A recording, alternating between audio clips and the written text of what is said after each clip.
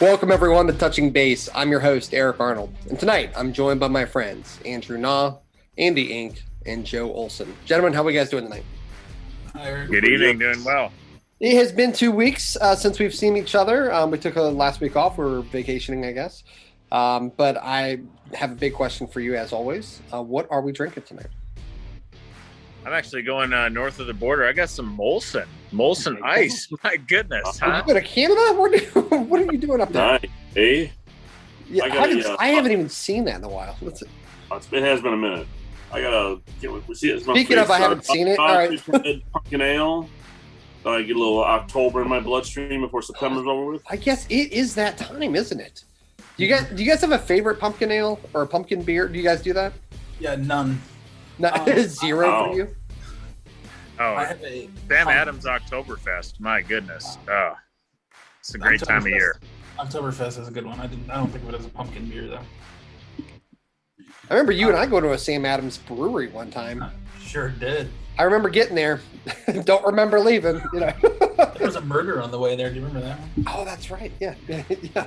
Tonight I have due to dentist/doctor's order, I have a big honking glass of ice cold cow milk. Oh my gosh, that's so good. Straight from the teat. Essentially, yeah. Well, I'm going to go a little bit bigger here. I've got myself actually a little Jack and Cola. For this evening. So we can, I'm going to slam 7 of these before this 30 minutes is up and see how the night goes. But we haven't caught up in 2 weeks. Last time we talked, we did our NFL predictions. We talked a little bit about NCAA. So let's kind of catch up on that because we've gotten some more information since that time. First, I want to talk to you guys about the NCAA. What major storylines have you guys seen out there or anything out there that's really shocked you so far this year? Joe, let me start with you. What have you watched so far in college football that you've been surprised about? Well, I'll tell you what. The first thing is that it has been wonderful to see stadiums full of 70,000 people again. I whether you agree with that or not, it has just been a super, super addition to watching it on TV and seeing the energy in the game and everything like that. So that's point number one. The most recent one I think of is the whiteout game at Penn State. That was a huge one. I think of Virginia Tech when Enter Sandman, obviously jump around with Wisconsin, all these major stadiums, like everything you care about. Now, there's a small part of me, you know me, there's a small part of me that's sitting there just going like, just all the disease that's just flying around. But let's be honest, it's a college campus. That stuff was happening anyway, it's still cool to watch. Yeah, I mean, put 200 people on an airplane, you got to wear a mask. But if you put 70,000 people in a stadium, it's fine. We could have debates about this all day long.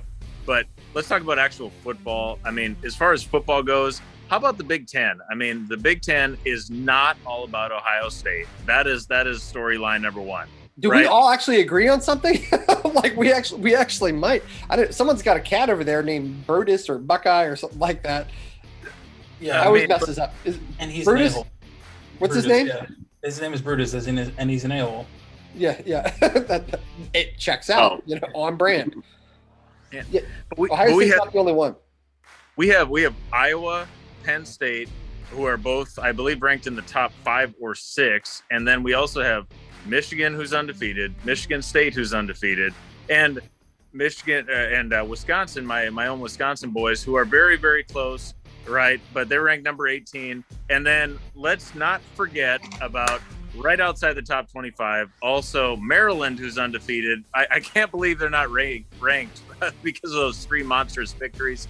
But last time, I thought it was an impressive win over Howard. It was a good win. That was a bigger win. That's a Chadwick Boseman, alma mater. God bless his soul. That Sean Diddy Combs, is from Howard. So they did what they had to do. They can't help that with their opponent. Were they good at football or something? Yeah, sure. Yeah, known for their football skills. Either way, they beat them. That's fine. Now, the last time Maryland has gone 3-0 was the year of 1996. And do you want to take a guess what the number one hit was in September of 1996? Ooh. I know because I had to write it from my article. It was your Macarena was the number one song. Wow. And they got me feeling so good. Like senior year homecoming. I do remember that being all yeah. All right. Now, did any of the girls do that? Now, because if you actually listen to the words of that song, it's a little bit more frisky than you probably should be playing at middle school dances. But either way, they've got me feeling good. Big Ten does look pretty good. They look more traditional. In Ohio State, they're still Ohio State. I don't care what anyone says. Even just talent-wise. What's the coach? Day? He's got them, always going to play well. Everyone's still going to come to the shoe, including these guys. And that's always a tough win. I hate getting into the referees or, value them or whatever it is. But it seems like they've got an up year. The team that I'm thinking of is actually having a down year is a team out of the ACC, and that's Clemson. We said at the very beginning of all of this, I thought Clemson was going to be the team to beat, Clemson, Alabama, the 1 and 2, guaranteed. Alabama looked human this past week against Florida while looking superhuman every other week. But Clemson, they look down. I will never be able to pronounce their quarterback's name correctly.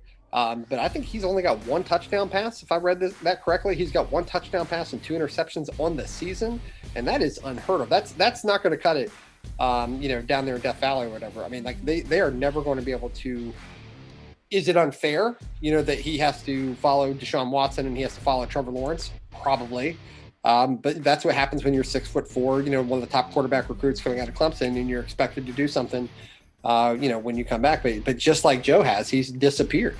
He hasn't really been. Right. Oh, he's back. Yeah. So I don't know. We said earlier in the year that we thought Clemson was a guarantee. They're 1-1, still ranked. I don't know, in the top 10. I don't know if that's going to happen. I thought Virginia Tech might be able to give them a run, but they lost to the Mountaineers. Kind of in a really great game this weekend. I think Clemson and Dabo are in trouble. Well, let's just say this: in trouble in the ACC means something different than it does in the SEC. But I'll tell you what, they're not putting up 40 points on everybody automatically like they have the last 5 years. In and Georgia, that's thought, kind of okay, a storyline, Yeah, Georgia was like, okay, that's the fluke game. Number 1 defense in the country. Absolute studs. That happened. That was just that was a national championship game. Week 1 that we just happened to see. But after week 2 and week 3, no way. That's more. That seems to be the returns to the means. That might be actually who they are. Yeah, and I'll tell you what, Clemson is just one of those teams that you expect them to put up 40 on every team in the ACC. And I'll tell you what, there are some games in the ACC, and we did not even talk about the time they put up 3 points against Georgia a couple weeks ago. But Virginia's okay. North Carolina's no walkover. Virginia Tech was ranked, right? Virginia Tech was ranked and everything like that. They're just not going to go out there and snooze through a 40-point offensive output. And I think that them going to the college football playoff like they have, the last, 4 or 5 out of 6 years. It's just not happening as easy as it was the last handful of years. So, yeah, I don't know if it happens for them. I think it might be somebody else this year. Yeah, no, I think with teams that are doing as good as Clemson did the past few years, kind of like Alabama, sometimes the draw to them is being good, but also sometimes the draw to their conference is, hey, you could be on the team that beats Clemson, or you could be on the team that beats Alabama. So I think in the ACC, some of those teams are getting players that maybe would have went to Clemson, but now want to do the flip side and try and beat Clemson and be able to be on that team that beats Clemson. That's what Locks is doing over in Maryland country. He can't pretend to be the same powerhouse. So what he's saying is, be a part of something bigger, be a part of the creation of the powerhouse. And that's kind of been what he's been using as a recruiting tool. And that's going to be your chance because, you're going to get on national television. You're going to get the, that event. And you also know the road's not quite as filthy as it is in the SEC. We're every single week. Alabama, I know they won, but they had to play a tough Florida team and that was no give me. And no one was really looking at that game going, this is the toughest one on their schedule. I mean, every single week they're just playing absolute studs in semi-pro NFL teams. So, whoever, I think we're going to get the 2 teams out of the SEC. I really do. Ultimately, when it comes down to it, and then and who the next team is, I'm not really sure. There's still a lot of football we played. Oklahoma looked a little suspect. I kind of had them as one of our teams up there, but there might be more parity than we initially thought on our show 2 weeks ago. Now, what do you think? I'm gonna go back on your rain on your Big Ten parade a little bit. Just as the resident Big Ten hater here. Yeah. I was enamored to see the Oregon Ducks knock off the Ohio State Buckeyes in the horseshoe, nonetheless. That was probably the most college football I'd sat and watched in a single sitting in a long time, and it was really enjoyable. That I say that to say another point later. Your guys are excited about the Big Ten. I get that. There's some other good teams there. Do something when it matters.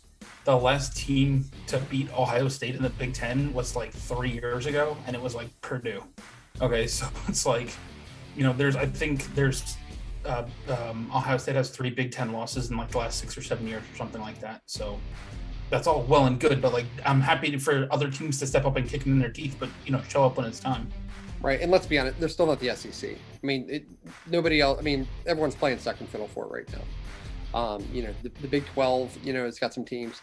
Oregon, they really are surprising. I was surprised how good they got, honestly, after Chip Kelly left. I thought they'd have another couple of years, but they're proving that they can actually put out some NFL, quality quarterbacks.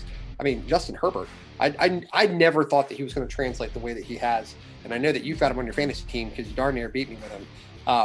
Because that guy was throwing absolute. You're welcome. I did reverse jinx you. I texted you saying you got this in the bag. 100%. Listen, I might even sit my players. Like you've got this. And also, on a side note, Mr. Inc. Don't think that I've forgotten about our little side bet of who has the better season in fantasy football. The loser between us has to go to a bowling alley and knock over 3,000 pins before they are allowed to leave. So we'll keep our listener ready. Or watching you take as many games as possible doing that. Yeah. with your 78 average. Yeah, well, that's fine. I'm going to granny stall. I'm putting out the bumpers if I have to, but right now I don't have to worry about it because my team is 2-0. So far to play. So I just jinxed. As much as I reverse jinxed you, I just jinxed myself for the rest of the season. You deserve it, and we'll meet again, so that's fine. Yeah, that sounds good. We'll see in the playoffs. Although it does bother me, our friend Josh is in first place right now. That sucker lives in Turkey. Doesn't watch a single game, and somehow is in first place. He thinks it's football with a U. Right? Yeah. He was looking up for Kurt Warner's information, during our fantasy football draft. And somehow that sucker's still in first place. He always ends up there every freaking year. Somehow that guy ends up there. Hasn't been on American soil in like a decade, and it still ends up being up there. So good for him. So NFL news. A lot of things going on there. A couple different storylines. We didn't take a big hot take, as far as saying, we thought Cleveland would be one of our surprise teams. But Inc, I'm going to give you a little bit of love here. You were talking about Cincinnati. And saying that you thought that they actually might have a pretty good offense. And Jamar Chase, despite the NFL ball not having the circles on it, seems to be able to catch it just fine. I think he's got touchdown passes in his first couple games. And he and Burrow, making the LSU connection, they seem to be having something going on there. The Chiefs lost. Did you guys watch that game, by the way? Crazy. Yeah. Yeah. Unbelievable. Yep. Now, Lamar Jackson, we're going to talk about taunting here in a second. Lamar Jackson does an absolute flip into the end zone. Basically says, I see your taunting rule, and I will, dive completely perpendicular into the end zone just for the exclamation point. And I did love the move. Still a lot of football, to be played in the NFL. But it seems like there's some early indicators, of things we never could have predicted. For example, Houston, I honestly had Houston pretty much going defeated, if not maybe that first win against Jacksonville in week 1. But Tyrod Taylor, he really was impressive. And that's probably Tyrod's another storyline in itself. But really, I was surprised with how well Houston's done. I thought they were going to be, really looking for the number 1 pick. and making space to try to bring in a new head coach. But they really seem like they've got something going on, and they're being way more competitive than they ever should have been. What about you guys? What are some of your first NFL weeks? What are some things you notice? As a Lions fan, I think 0-2 isn't as bad as we thought we were going to be. They did kind of not lay down against the 49ers and come back and sort of make it a game. It's not even really a game at that point to let them. I mean, to get an offense, to get a they got to go on Monday night. Touchdown, and there's a different energy. It's hard for a Lions fan to be positive about that. To be 0-2 and to get smoked by Green Bay after being up 17-14 at the half, it says a lot about that they're set up maybe in a year or two to be a decent team, but right now they're just there's enough missing pieces to have that just not be a quality team. And Jared Goff has pretty much replaced Stafford in this very Stafford way of doing exactly what Stafford would do. And if that's him saying he's not as good as filling the shoes, or if it's just an offensive thing, as a Lions fan, it's just kind of like But with your point about the Bengals, to be 1-1 and be kind of a surprise says a lot about what they were expected to do. And the first game was a lot better than the second game, and as we talked about the Browns as well, being kind of not so hot take of them being taking 2 games and having two really good games. So it's hard to tell. Are you happy watching Stafford light it up over there in LA? His first game was just his highest passer rating in a single game in his whole career, and it just says a lot about what he has, skills he has with a decent team around him. The Stafford haters are going to just hate on him no matter what. There's people that have just written him off as far as being in Detroit and seeing him in the Rams, seeing a whole nother level of what he can do. He also did make a very Stafford mistake this last week of throwing a really crappy interception, very like a Lion Stafford interception as opposed to kind of what the Rams were. He's still got to adjust. He's still making his bed there, I'll tell you what. Let's talk about the rookie quarterbacks for a second too, as far as early storylines. I mean, how about the ones that didn't play, right? At least right away. So let's talk about Justin Fields. You talk about Justin Fields. We talk about Trey Lance out in San Francisco. So now that Andy Dalton has been hurt in Chicago, is there any chance that he's going to be the starting quarterback again, as long as Justin Fields is Andy Dalton should not have been the starting quarterback to start the whole damn thing. I understand that maybe because they had a tough matchup, they didn't want to throw Fields immediately to the fire. I get that he had to earn it, all that kind of good stuff. But how do you go into your locker room and tell you that Justin Fields is not your best quarterback? After everything he did in preseason, apparently everything he was doing in practice, everything he's doing in the locker room, I do not understand how that guy didn't win it. Now, I'm not an NFL head coach. I know that there's more to this. Maybe they wanted some maturity. Maybe they wanted him to be prepared, not only to make the initial plays, but then be able to make the adjustments, that the NFL teams are going to be there. Maybe they didn't feel like he was quite there yet. So he could not only, win you a game or two, but then sustain, those victories and make those adjustments. I don't know if he was at that point.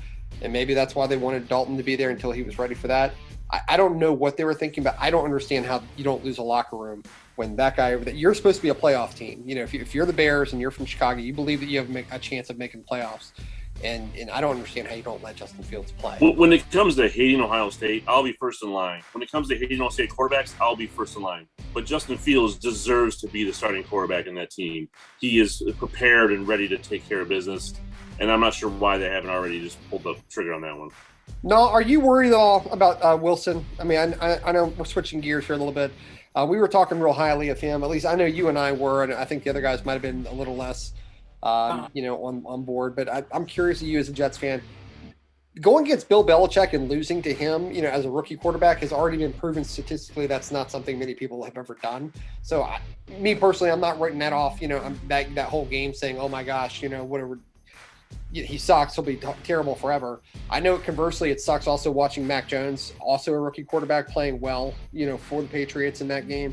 But you're the Jets fan, and I mean that like you're the Jets fan. Like, how do you feel about the game? I felt better after week 1 than after week 2. I thought he tried to do a little bit too much this weekend. I think the speed of the game and like the lack of competition he saw at BYU is starting to creep up. And he can't get away with as much like YOLO ball as he was, or as he did it in BYU. I'd like to see them do a little bit better around him. The first week he had terrible protection that got shored up in the second week. I'd like to see some things schematically just be a little bit better. They have Mike LaFleur. I was confused with Mike LaFleur's. Name that LaFleur. Name that flower. Yeah, the lesser LaFleur brother. It's his first time as a coordinator and running the show, and I think he's kind of learning some things. I think he improved from week 1 to week 2. I'd like to see a little bit more just kind of schemed up stuff from him for Wilson, and then also like being Wilson's ear, like, you know, we don't have to win the game on this play. We can take the 3-yard check down and play another down instead of, you know, YOLO across 6 defenders. You know, I think he has the tools. I think he has the talent. He's got a great arm. Like, particularly in week 1, I saw him throw some balls that just like from platforms. I'm just like, how did you get that to do that? Right? Because it's just like, it's not what I'm used to seeing as a Jet fan. I'm not ready to quit on him after 2 weeks, oddly enough. No way. But, you know, I think there's tools there. I think there's some things that you need to coach. I think there's some things that you can coach. I want to see kind of continued improvements going forward.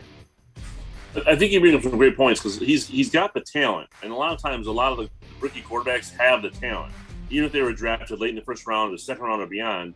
But it's that rookie quarterback thought process of, I have to win the game on this play. They have to understand that sometimes throwing the ball away to have that next down offensively is the good play to have, so you can have another chance, as opposed to unfortunately trying to force a play and have an interception or fumble or, you know, some negative play to your team where it takes your offense up the field. And I think a lot of rookie quarterbacks some take longer than others, but some pick up on it right away to know when that is the time to force it and the time to be like, okay, this down is done. Let me throw it away, or let me just slide down and be done with it. Yeah, his athleticism for me has already kind of jumped off the page as well. That, again, it's new for me. Like, you know, Sam Darnold could move around. Geno Smith could move around. These guys could move around. They were, you know, quote unquote athletic. Wilson was running for his life in week 1 against a really good and kind of an underrated Carolina Panthers defense.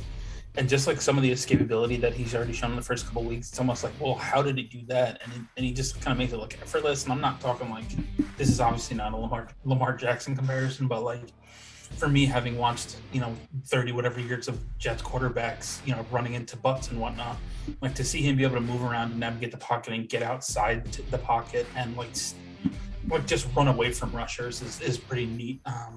So I think it's just a matter of him being able to put it together and you know, again, the coaches and the folks around. Just a bad game. I mean, it was just a bad game. And he's going to have it. It's just, you know, brand new 22-year-old quarterback with a brand new, you know, offensive coordinator with, you know, a frisky kind of young coaching staff. Yeah, don't forget those guys are figuring it out too. I mean, that's exactly it. So I think it's just like a confluence of a lot of things. They're going to change it up. Yeah, he's got the talent. And like I said, I want to see it progress. So they have another tough challenge this week with Vic Fangio and Denver. That kind of gave Trevor Lawrence fits last week. But, you know, I want to see these things like the games when they get to London and play Atlanta. They've got Houston on the schedule. They've got, you know, Miami with, you know, flip a coin which Miami shows up on a given day. Like, just be competitive. Is that Broncos game in Denver? I didn't really see. It's in Denver. And that's another thing people don't realize. Be playing at Denver is another adjustment for rookie quarterbacks, or rookie players in general, really. Hey, and let's just talk about, you know, we're talking about Zach Wilson. Fit matters, by the way. We're talking about Mac Jones actually playing well too in New England. Does anybody think that anybody's talking about Mac Jones playing well if he got drafted by the Jets instead of the Patriots? Absolutely not. You know, and you really couldn't have picked a better fit for him. You know what I mean? Like, he fits into that Bill Belichick offense more than any of the other quarterbacks. Now, maybe Trevor Lawrence, because he probably fits into you know, Joey Harrington, you know, Joey Harrington 2.0, Trevor Lawrence, for anyone who watched our last podcast. But, you know, Trevor Lawrence is the only other one I could think of that might fit better into that system. But he's obviously not going, you know, the Patriots aren't drafted in 1. But he fit right into that. Not just him, though. Trey Lance is the other one, too. Like, I like what they're doing with him. Now, Jimmy Garoppolo is going to be an interesting case here because he's playing lights out right now. I mean, he's looking like the Super Bowl quarterback that we might thought of, but I like the fact that they're bringing him in kind of closer to the goal line, maybe using some of his mobility, getting him some of that exposure and getting him some of that experience, you know, that he didn't see at, North Dakota State or whatever it was, you know, that he went to. He can actually get out there on the field. And I know he didn't even play last year, but you can already see the physical talents and the gifts and stuff like that he has. I really like what they're doing with him. I am very curious, even as a Washington fan, you know, what's Jimmy G doing? What's his situation? Because his trade value's going up, and I don't know what his contract situation is. Obviously, they didn't bring in Trey Lance to sit him on the bench. At some point he's going to be getting in, and he's going to be the starting quarterback of the San Francisco 49ers. But Jimmy G is showing that, he's not just dating porn stars. He can actually, get out there and make something happen.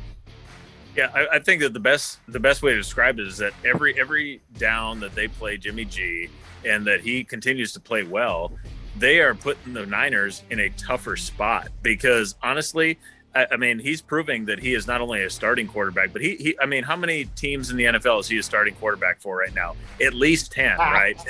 At least 10, maybe half, And so if he continues to do that, not only is he increasing his trade value, but he's also kind of creating a conflict within the locker room. And okay, when do they put in this first round pick that they drafted in the top 5, And so I think that's going to be a tough spot. He's also come out publicly this week and said he's making the best of it. He's driving the team down the field, and then Trey Lance gets the ball to punch it into the end zone.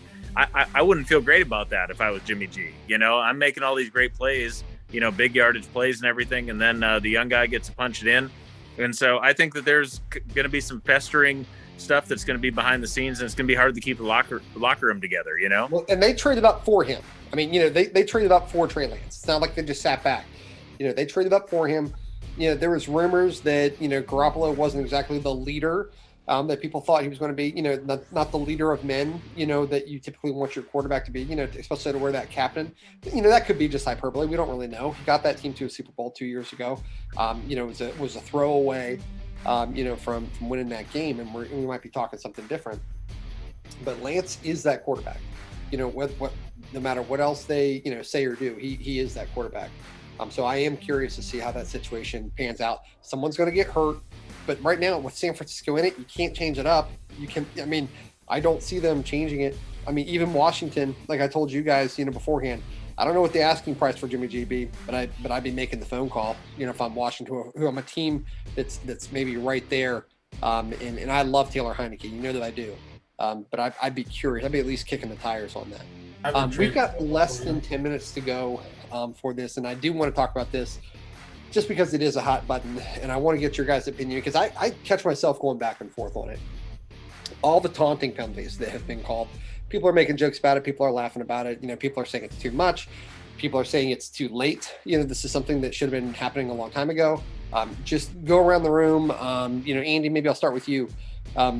What do you think about this taunting situation? Are you happy with it? Is it over the top? Is it too much? Where do we draw the line with taunting? I think taunting has such a very unique part of the game where I have never yelled at somebody to get off my lawn. However, I'm at the age where people typically will start saying it. And I watch a game and I think if you get a random first down and you just do some fancy little first down, whatever, and I get annoyed by it. But do you? Do you get annoyed? I do. I really do. Second to do only your job. A defensive back not making a play, but that wide receiver not catching the ball because it was 10 feet over his head. You didn't do anything. I think that's the part that I don't like. Now, as far as touchdowns, I don't care. But as far as just the average play of doing your job as far as playing, it adds to the game. And some people that aren't quite like purist NFL fans or just kind of casual fans, that draws them in. So I think that also is part of it. But there's also the whole like team camera thing in the end zone now. That's kind of annoying. That's not taunting. You're allowed to go in and have your celebration if you get your interception and you go in, but that's not taunting. That's celebrating. Is that different? It's annoying that is a thing. However, I do think that the taunting has a place to it to a certain extent. I think the referees are really emphasizing that, and I think it's going to kind of drop down as the season goes on. I think these first probably 2 or 4 weeks, they're going to start calling all these crappy taunting penalties where they're not even – if I make a tackle or interception, I'm not even anywhere near the person and I make some sort of gesture, they're going to call it. But I feel like by week 4, week 5, it's going to kind of die back down. I was going to ask you that because we've seen this kind of stuff happen before in the NFL, pass interference penalties, holding the catch or whatever it is. We've seen different rules be emphasized. We're going to emphasize this, then the fans go nuts. And all of a sudden they go down. But I do think it might be different with this. There's something about the taunting penalty. What do you think? How dare they have fun playing sports? But can you not have fun? Like, all right, this is me on the old man stuff. But go ahead, tell you. I mean, I'm going to jump in here real quick. I'm sorry, but when they made Icky Woods do the Icky shuffle on the sideline as opposed to the end zone, okay, I didn't like that. If you score a touchdown, you can do whatever the hell you want. But in between that, get out of here. Sorry, no. How dare they have fun celebrating their achievements? It's the officiating in the NFL is already bad enough. This is stupid. It's going to cost a team games or points or whatever. It's heaven forbid it affects a point spread. Then I think we'll have real problems. See, Joe, I want to hear what you think first before I. Well, I'm kind of cringing like when Nas says, "How dare they have fun?" It's like, okay, I don't do like the task that I'm expected to perform at work and then like just run up and like flex my jersey or like my uniform into the employee next to me and everything. But you're also not in the entertainment business. Engaging lesson plan. I mean, even if I was, I mean, but let's talk about somebody who is in the entertainment business. Let's talk about Russell Wilson, right? Does anybody? Here we go. Yeah. All right. So he's my boy, right? He's a top 5 quarterback. Nobody denies that. And nobody talks about him taunting, but he wins a lot, and that, for me, that's enough for me. And so he does not need to get in somebody's face when he throws a touchdown pass that's better than anybody in the world can throw it. And when he runs around and burns all the great guys that are, as soon as they sacked him, they're going to do a dance and they're going to point like they just solve world hunger and everything like that. And so it's not their job to solve world hunger. It's their job to sack the quarterback. When they do it, they celebrate. Yeah, but Russell Wilson just throws like a dime deep ball like nobody else in the world can do. And he's just like, hey, good job. Yeah, I just won the game. And so why is that not better? He just did his job well. I didn't suggest it was better or worse, and I'm not requiring anybody to taunt. I'm just not upset by the people who do. See, it's the line for me. Like, where is it? Okay, and I'm going to take this to the, Andrew, you kind of talked about like the teaching, making lesson plans and stuff. The fact of the matter is, I love it. Like, I love all of it. Like, I love them doing it, but I also know that there's a reverse effect to it. And I know that it starts affecting people in their day-to-day lives, especially like the kids that we have to teach, and it becomes annoying. I have no problem with them going to the end zone. I would love to see, honestly, more choreographed dances. I would love to see them go out there and do a whole damn line dance if they have to. Okay. What I don't like is they knock somebody out unconscious or something like that. And then they're over top of them, doing one of these things. Like, that's where my line is. I go celebrate on the side, celebrate on the field, but I don't need you like riding over the top of the guy. Now, that being said, it also creates storylines. I mean, I go back to almost like WWE or UFC fighting. There are so many fighters out there that they are creating a name for themselves because they know that's where the money's at. Sadly, in these team events, there are still plenty of individual players who are trying to create a name for themselves. And I don't know what it is. I'm a team guy. I personally don't like that kind of stuff, but I understand why they feel the need to do it. But just do it over on the side. Like you don't need to, taunt.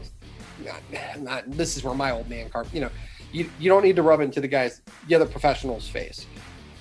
And maybe it's different in college and NFL. Part of me says the NFL, you're a pro now. If you don't like it, stop me. And then when you do something back, do it right back to me. I saw like in one of the FIFA games, not FIFA, I don't know, one of the soccer matches. The coach who was telling the other player that he didn't have any brains, and then he scores a goal and he starts pointing at the other coach, pointing at his head, and then he gets in trouble because, he got called stupid. And then he's, scores a goal and points at the other coach, and that's taunting. I love that. I thought that was fantastic. I think he should have done that. If someone called me stupid, which plenty of people do, and then I do something well, I do want to celebrate that kind of stuff. So it creates those storylines. I guess I just have a problem between college and NFL. NFL, I have less of a problem if they do it.